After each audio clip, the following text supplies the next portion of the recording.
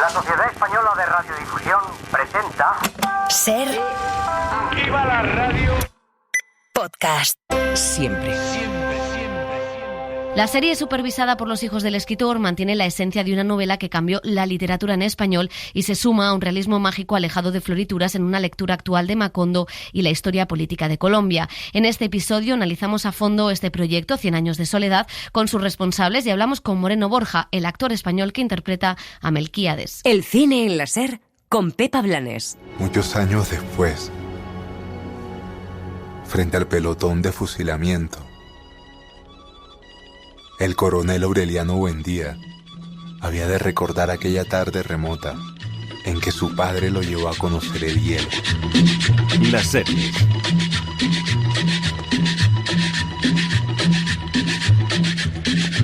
Con permiso del Quijote, este es uno de los comienzos más famosos de una novela en español, las primeras palabras de 100 años de soledad, de Gabriel García Márquez, novela que fue toda una revolución en el boom latinoamericano, obra cumbre del realismo mágico, un término que por cierto no gustaba al Nobel colombiano, y en ella contaba las andanzas de una familia, los Buendía, en un lugar, Macondo, en el norte del país, en pleno Caribe. Esa novela es ahora una serie de televisión, el gran estreno de Netflix, América Latina, una superproducción 100% hispana, 90% colombiana. Dani Garrán, ¿qué tal? Hola chicos, pues sí, durante décadas ha sido una novela inadaptable. El propio García Márquez nunca quiso ceder los derechos por varios motivos. Primero, porque en aquellos tiempos una producción así solo se podía hacer en inglés y era una línea roja. Y segundo, porque la historia de los Aureliano y los Arcadio no cabía en 3 horas de duración. Pero además, contaba el escritor esto en una entrevista. El cine y la televisión tienen una limitación de tipo industrial y de tipo técnico y de tipo mecánico que no lo tiene la literatura. Entonces, por eso yo dije alguna vez, en una época de pleito con el cine, porque yo he dicho siempre que mi relación con el cine es la de un matrimonio mal avenido, que no podemos vivir ni juntos ni separados. En una época de pleito con el cine yo dije que yo había escrito 100 años de soledad contra el cine.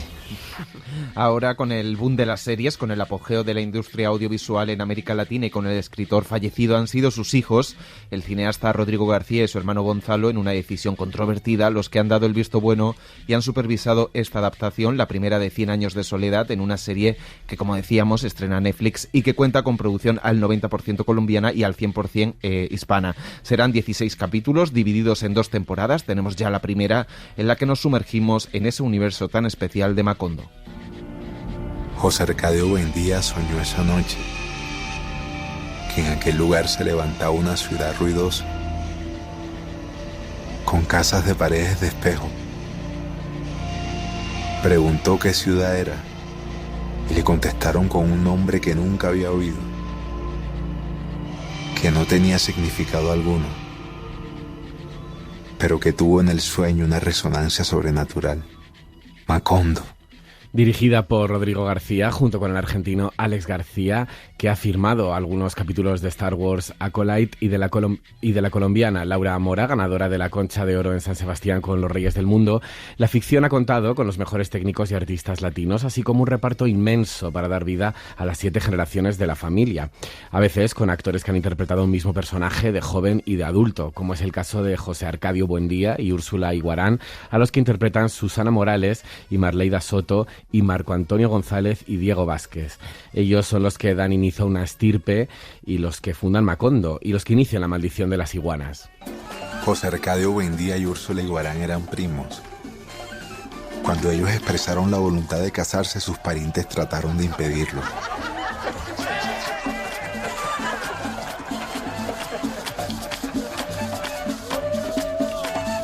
Tenían el temor de que aquellos saludables cabos de 2 razas secularmente entrecruzadas pasaran por la vergüenza de engendrar iguanas. Los 100 años de Macondo sueñan en el aire. Y los años de Gabriel Trompeta lo anuncian. Encadenado Macondo sueña. Había varios retos en esta adaptación. Primero, crear Macondo, la ciudad imaginada de la que cada lectora y lector pues se ha hecho su imagen visual. Después, cómo trasladar el realismo mágico a eso que Vargas Llosa llamó lo real imaginario. Y también que los personajes, que son parte del imaginario colectivo de muchas generaciones y de muchos países, sonaran reales. reales, ¿no? Como personajes del Caribe colombiano. Pero a la vez, pues no dejar fuera ninguno de los temas de la obra, el amor, la familia, la política, la violencia.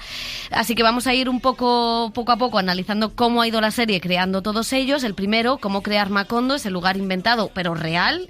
Vamos a repasar este reto, a ver cómo también creó ese realismo mágico. Sí, lo fundamental era eso, entender la etiqueta de realismo mágico que a veces ya está manida y que discutió mucho el escritor, y trasladarla de la novela a lo audiovisual. Hemos hablado con las guionistas de la serie, escritoras colombianas, que explicaban cómo habían decidido llevar a cabo este proceso de adaptación. Camila Brujés decía que había que entender primero por qué usaba Gabo y para qué ese realismo mágico. Digamos, teníamos como un punto en común en que cómo funcionaba en la novela y cómo queríamos que funcionara en el audiovisual también era estos eventos que tienen como un carácter mágico son cotidianos en Macondo. Nadie se asombra por lo que está sucediendo, ¿no?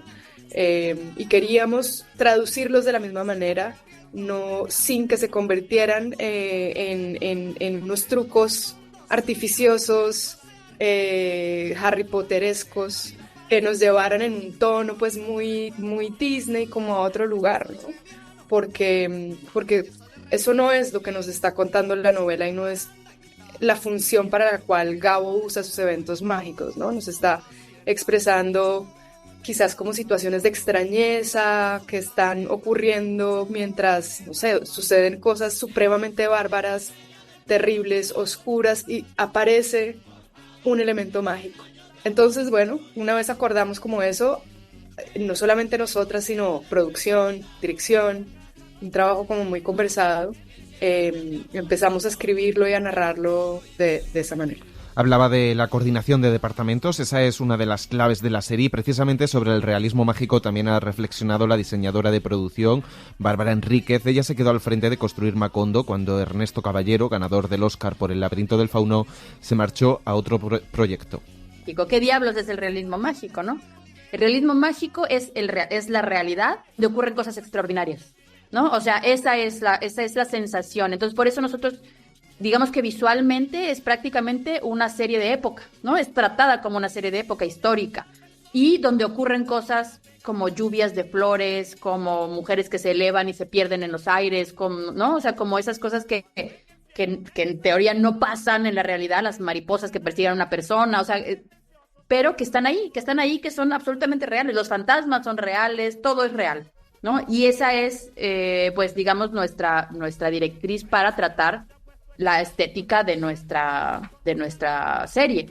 Así que lo más importante era la rigurosa investigación histórica para un lugar imaginado pero lleno de referencias que crece a lo largo de los años. Empieza siendo un lugar de casas de barro y caña brava y acaba convertido en una ciudad comercial donde llegan muchos forasteros y hasta la United Fruit Company, y donde pasan muchas cosas: nacimientos, bodas, muertes, maleficios, la construcción del primer cementerio, la iglesia o hasta las primeras elecciones. 100 años de soledad es una historia que se cuenta de 1850 a 1950. Esos son los 100 años de los que habla el libro. Si bien no es una novela histórica propiamente, sí es una novela plantada en un momento histórico, ¿no? Entonces, bueno, pues hizo una investigación gigante de todo, de todos los temas posibles, de arquitectura, de vestuarios, de usos y costumbres, de música, de materiales, de lo que te imagines. Se ha hecho ¿no? Hicimos investigaciones. Al mismo tiempo empezamos a dibujar.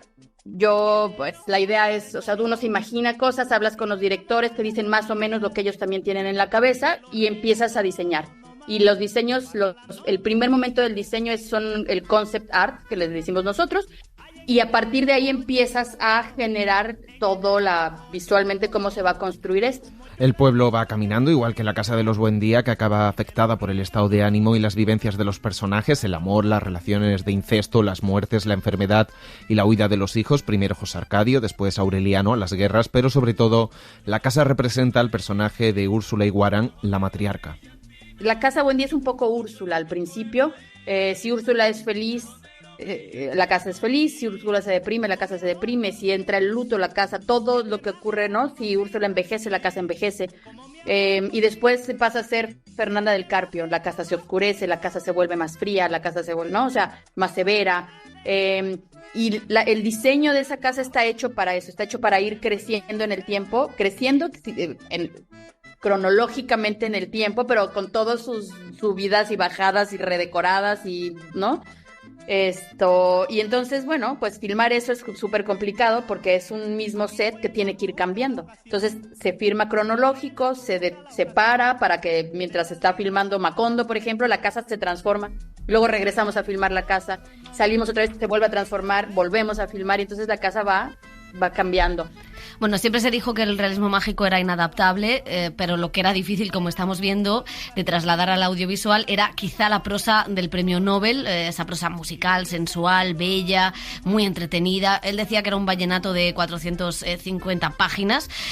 Por eso el guión quiso conservar parte del narrador de la novela, como hemos ido escuchando, añadiendo también los diálogos de los personajes, algo que fue muy complicado de hacer, como nos cuentan la guionista Natalia Santa, que explica precisamente cómo construyó esos diálogos. Que la voz en off tenía que llegar a apoyar esto y a darle este sentido poético y este tono, pero no a hacernos el trabajo, ¿no? O sea, no es como, hay que construir al personaje, hay que presentarlo, hay que desarrollarlo, hay que hacerle su arco, hay que construir las escenas y ahí entra el narrador a darle belleza y poesía y a explicar cosas que no se pueden explicar desde el audiovisual.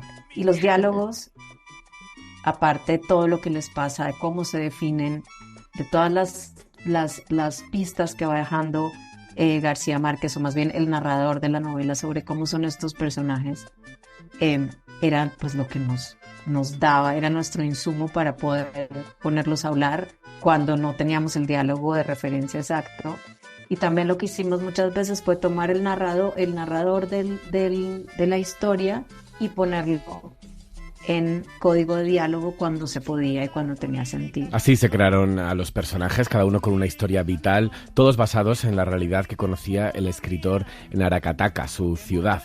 Era otra de las complejidades, la cantidad de personajes en esta novela, que cuenta 7 generaciones de una familia y sus relaciones con otros viajeros o habitantes. Muchos, además, aparecen de jóvenes y de viejos. Por ejemplo, el caso de José Arcadio y Úrsula Iguarán, a quienes interpretan Susana Morales y Marleida Soto, y Antonio González y Diego Vázquez. Luego está el más importante, después de Úrsula, su hijo Aureliano Buendía, a quien interpreta Claudio Castaño. Otro de los retos para los personajes era construirlo, mostrar su evolución, pero no solo a través del trabajo de los actores, sino también del vestuario. Ese trabajo ingente, el de vestir a extras, protagonistas, secundarios a lo largo de un siglo, donde la moda en el vestir cambia y donde también había que tener en cuenta esa rigurosidad histórica que realizó Catherine Rodríguez, que se había encargado del vestuario de películas como El abrazo de la serpiente.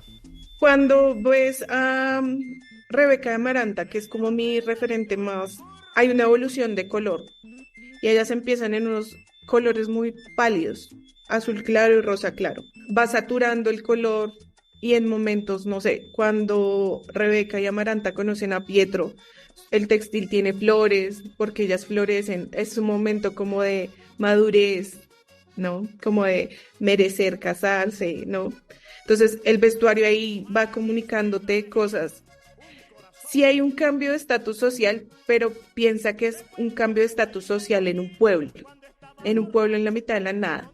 Si bien tocan parte, no sé, empieza la moda del polizón, por ejemplo, pero yo no tengo polizones marcados en ellas, tengo polizones marcados en las Moscote. Y una cosa curiosa es que los lectores y lectoras pues siempre hemos leído 100 años de soledad acompañados de un árbol genealógico para saber que Aureliano o que José Arcadio hacía tal o cual cosa o le pasaba lo que fuera o de dónde salía Remedios la Bella. Bueno, pues ese árbol lo usó, pero de otra manera, esta directora de vestuario. Y tengo unas paletas de color muy marcadas por personaje, también una mixtura de un personaje del que salen 2 personajes colorimétricamente.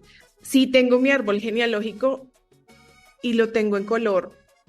Y es muy chistoso porque recientemente hablaba con alguien y me decía, es que yo no sé cómo no te confundes. Y yo pensaba como, creo que yo tengo tan interiorizada la serie que los conozco. O sea, sabes, como que no es natural para mí.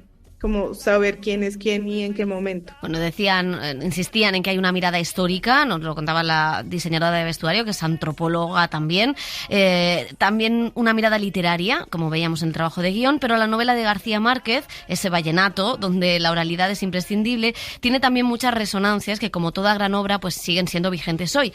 Es el tema político, por ejemplo, la metáfora que la novela ejerce a través de la familia de Macondo con lo que vive la sociedad colombiana. En Macondo, primero hay una sociedad horizontal que no tiene contacto con el exterior hasta que llegan Melquíades y el resto de feriantes que ejercen una fascinación en José Arcadio y cambian el devenir de la ciudad trayendo la ciencia. Durante siglos los humanos han intentado escrutar los cielos para descifrar la Tierra. Tenga. La ciencia está eliminando las distancias. Mire, esto es una brújula. Después llegan los Moscote, el corregidor y su familia a poner ciertas normas y ampliar el linaje y el estatus de los Buendía. El pueblo se llena de comerciantes, Úrsula vende los animalillos de caramelo, llegan extranjeros como Pietro, el italiano del que se enamoran Amaranta y Remedios, y el burdel. Descansaré cuando le pague a mi abuela. ¿Y cuánto le debes? Así como vamos. 70 hombres por noche. Y la perspectiva de género, esto que veíamos en el caso del burdel, es algo que incorpora de una manera muy sutil y sin cambiar nada del texto original la serie, que tiene como directores, como decíamos, al argentino y a la colombiana Laura Mora. Decían los guionistas que eso es algo de lo que más orgullosas se sienten. Entre mis primeras lecturas de 20 años ha cambiado mi mirada y ha cambiado la percepción que tengo, sobre todo específicamente con los personajes femeninos, sobre todo con las dinámicas familiares y los roles familiares. Tengo otra perspectiva, sobre todo con la historia de Colombia, que para mí en ese momento no era tan clara y ahora siento que es un documento que nos está narrando como país y como sociedad de una manera muy clara y muy lúcida. Entonces mi mirada sobre la novela ha cambiado y he encontrado cosas que antes no había visto y puedo juzgarla desde otro lugar. Pero creo que siempre va a ser vigente por la naturaleza misma de las historias que cuenta y cómo se acerca a esos personajes y a esa realidad. Ocurren también cosas que pasaron en Colombia, la llegada de la religión y su poder, que solo pone en duda a José Arcadio cuando empieza a hablar en latín, o las primeras elecciones en plena división del país en rojos y azules, liberales y conservadores. Cuando termine el sargento, sella la urna y mañana la mandamos a la capital para el escrutinio. Si yo fuera liberal, eso sería una razón para ir a la guerra. Hombre, Aurelito, si tú fueras liberal, aunque fuera mi yerno, jamás hubieras visto esto. La historia de una familia es también la historia de una sociedad, que es la sociedad colombiana, pero insistían las guionistas, es también la sociedad latinoamericana. Si existe una maldición que es bonito, la maldición no es solamente la de la familia que tiene una maldición por juntarse entre ellos, por cruzar, digamos, el tabú del incesto y demás.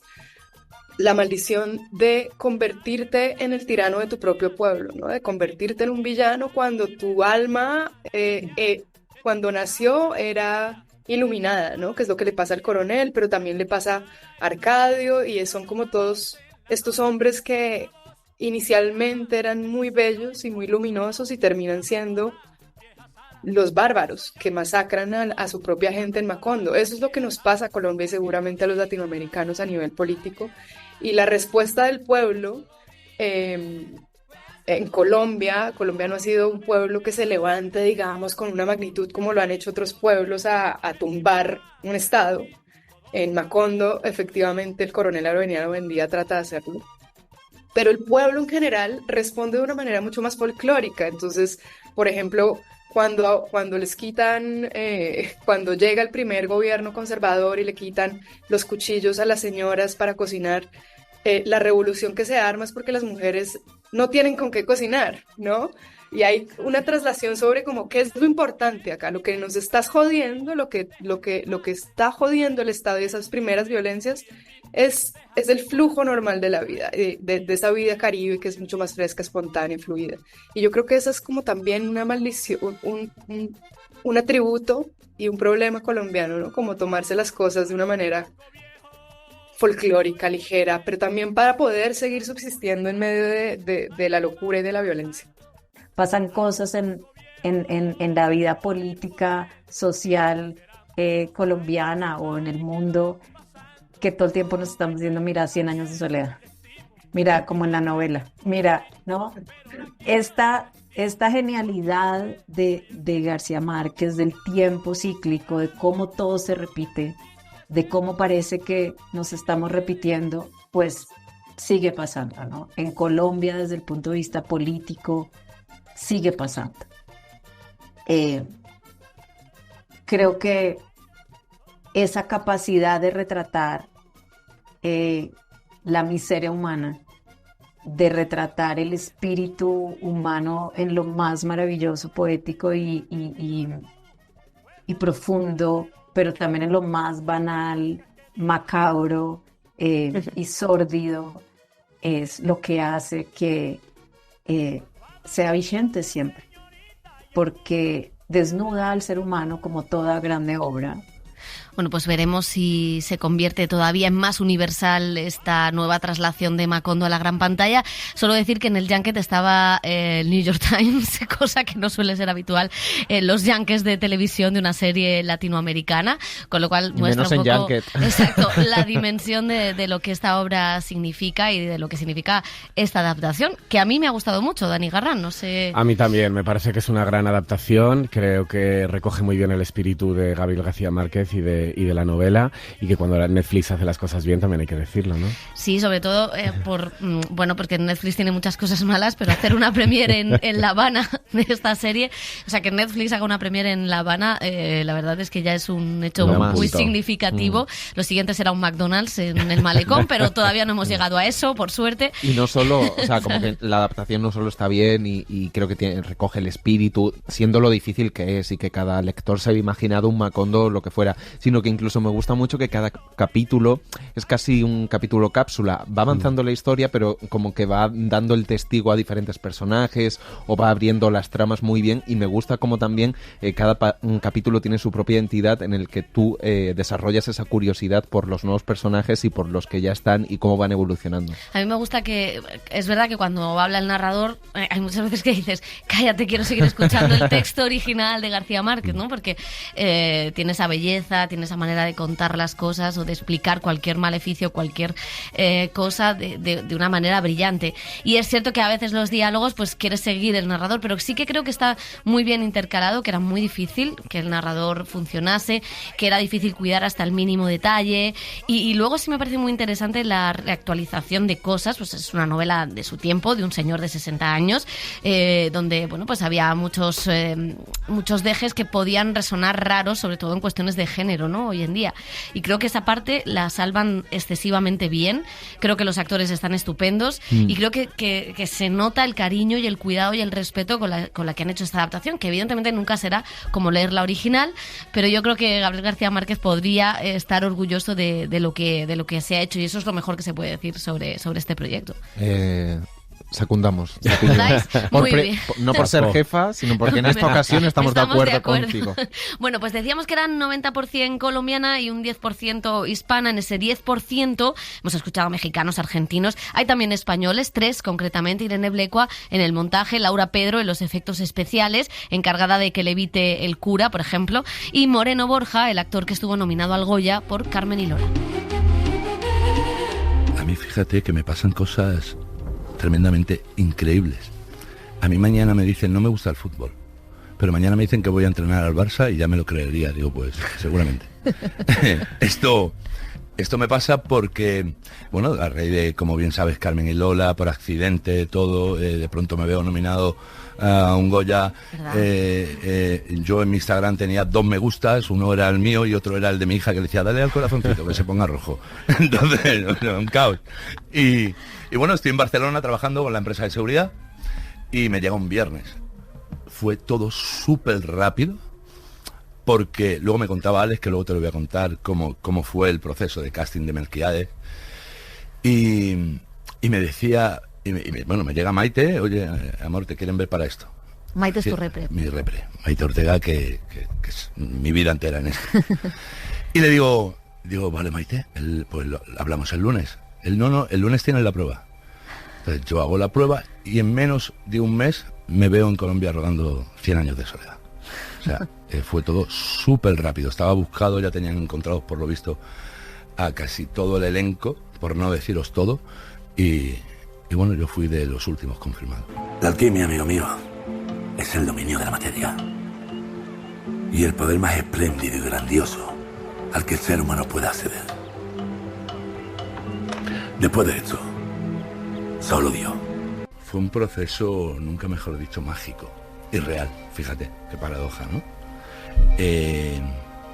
Tuve poco tiempo, es cierto, pero Alex García, el director, con el cual yo he hecho una amistad tremenda, me ayudó mucho, junto con mi compañero Diego Vázquez y Marcos, que son José Arcadio Buendía, en las dos etapas.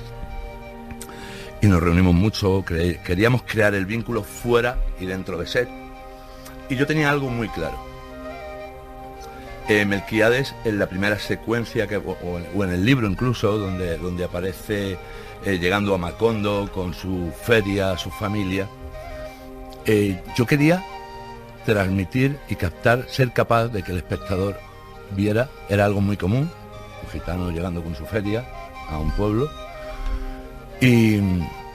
pero lo que quería es que se viera la gran calidad desde el principio humana de ese hombre, pero a la vez nunca sin perder de vista y de fondo teniéndola ese aura, ¿no? ese misterio que encierra Melquíades, esa sabiduría. Era consciente de que era 100 años de soledad, de la magnitud tan grande. Dejé mucho atrás, dejé la empresa durante 6 meses que yo estuve en Colombia rodando. Dejé a mi familia, que nunca, para mí, lo primero mi familia, dejar a mi familia durante 6 meses, como bien sabéis yo soy gitano y yo no sirvo a mí no me han educado para irme de mi casa 6 meses, no me han educado para eso, no va en mi cultura, pero claro, sabíamos que era 100 años de soledad y tuve que hacerlo con mucho miedo, pero luego también dije, no, hablando con Ale, le dije, yo voy a disfrutar esto. Yo estoy aquí y lo voy a disfrutar a tope. Y es lo que hice.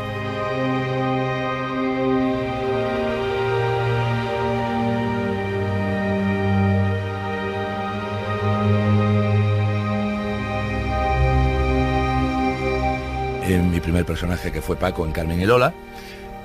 Al tercero, yo llego a La Peste. Yo hago Ar de Madrid con Paco León. Y llego a La Peste. Para un personaje muy pequeño en principio, pero que luego resulta que es uno de los malos, ¿no? Me cambian el personaje y me llega otro con más recorrido. Ahí yo decido que quiero salir de ahí, que quiero dejarlo.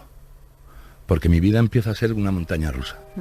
Y yo con 42 años que tenía no me apetecía nada estar en esa montaña rusa. Y ahora me llaman, ahora no me llaman. Ahora entrar en ese tipo de emociones. Yo llevo 20 años con la seguridad privada, mi vida era muy lineal, y de pronto me veo con esto. Entonces recuerdo perfectamente que entra la película de Adiós, mi cuarto proyecto, creo que fue con Mario Casas, Paco Cabezas, dirigida por él, y en el coche con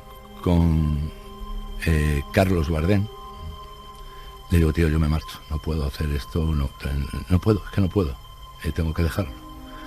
12 de la noche llegamos al hotel, veníamos de rodar. Él me dijo, dice, lo malo de esta profesión, la única profesión que no te elige, o sea, esta profesión te elige, no la eliges. No, pues yo no quiero esto, pero te gusta, lo amo, pero todo lo que conlleva después me está trayendo problemas.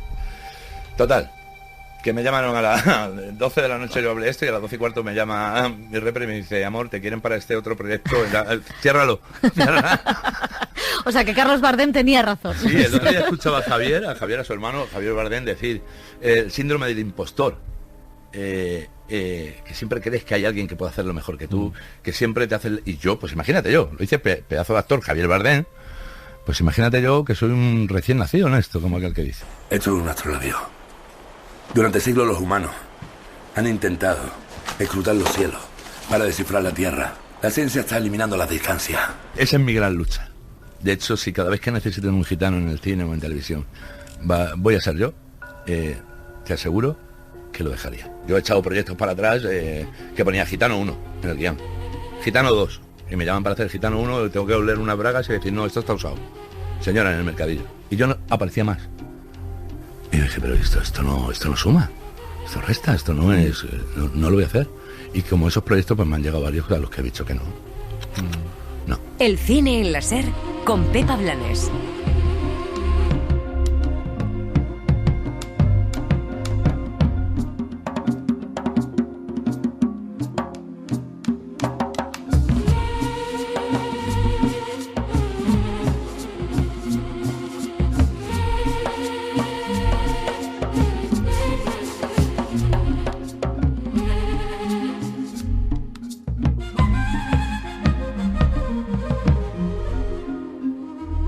Suscríbete al Cine en la SER. Escúchanos en directo en la SER los sábados a las 7:30 de la mañana y los domingos a las 3 de la madrugada. Cadena SER. La radio.